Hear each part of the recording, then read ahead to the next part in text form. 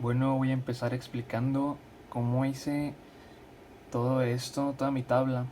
Primero, puse todos los valores que obtuve en mi encuesta, aquí en esta tablita. Luego para el número de datos, puse la función contar y seleccioné toda mi tabla. Después para el valor mínimo, usé la función mínimo y seleccioné todos mis valores que vertí en esta tabla. De igual manera para el valor máximo, pero esta vez utilizando la función máximo.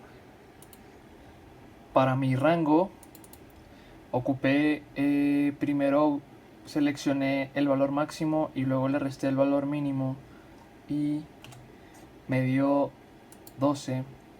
Y para mi número de intervalos, pues utilicé la función raíz y seleccioné mi número total de datos que están vertidos en esta tabla. Y finalmente para mi número de intervalos, para mi ancho de intervalos, seleccioné mi número de intervalos y lo dividí entre el rango y me dio como resultado 1.5, el cual redondeé a 2.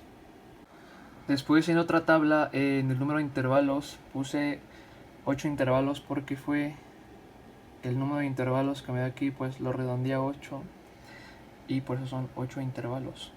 Después para mi intervalo de clase inferior seleccioné mi valor mínimo para la primera casilla y para obtener mi intervalo de clase superior seleccioné mi intervalo de clase inferior, el primero, y lo sumé con mi ancho de intervalos, que es 2, y me dio como resultado 5. Esto, bueno, después aquí apliqué otra fórmula que es mi intervalo de clase superior más 1 para obtener el intervalo de clase inferior. Esto lo apliqué ya a toda la tabla y solo utilicé la opción de bajar mis resultados para que me copiara la fórmula. Y de igual manera en este, pero aquí utilicé el intervalo de clase inferior, el que está al lado del intervalo de clase superior, y le sumé mi ancho de intervalos. De igual manera como en este, solo bajé para obtener todos mis resultados.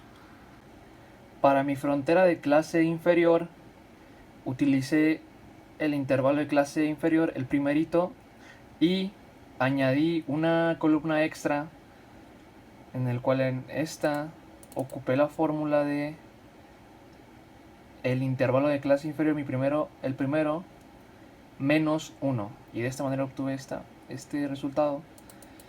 Por lo cual después utilicé mi primer intervalo inferior y después utilicé este intervalo de clase superior de mi columna extra para así poder vertir esos resultados con una fórmula que son estos dos valores sumados entre paréntesis y después los divido entre 2 y así sucesivamente.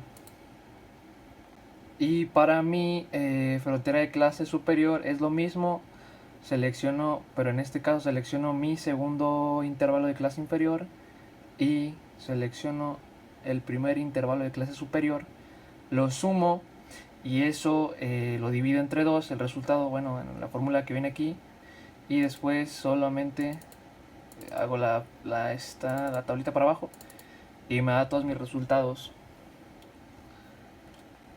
Y para mi marca de clase ocupo la fórmula de mi primer intervalo de clase inferior más mi primer intervalo de clase superior y eso lo divido entre 2. De igual manera bajo la flechita y automáticamente la fórmula se me pone.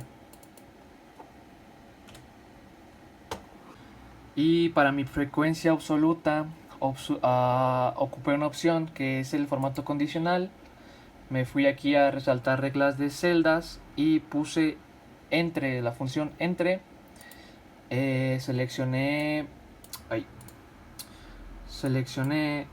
toda esta tabla y utilicé esta función y puse entre y qué números había entre mi intervalo de clase inferior y mi intervalo de clase superior. Posteriormente me seleccionó valores me seleccionó un cierto número de valores y esos valores que me seleccionó los vertí en mi frecuencia absoluta. De igual manera lo hice con el segundo intervalo, con el tercero, cuarto y así sucesivamente, hasta que sumados todos estos me dio 65, que es el número total de valores que tengo en esta tabla.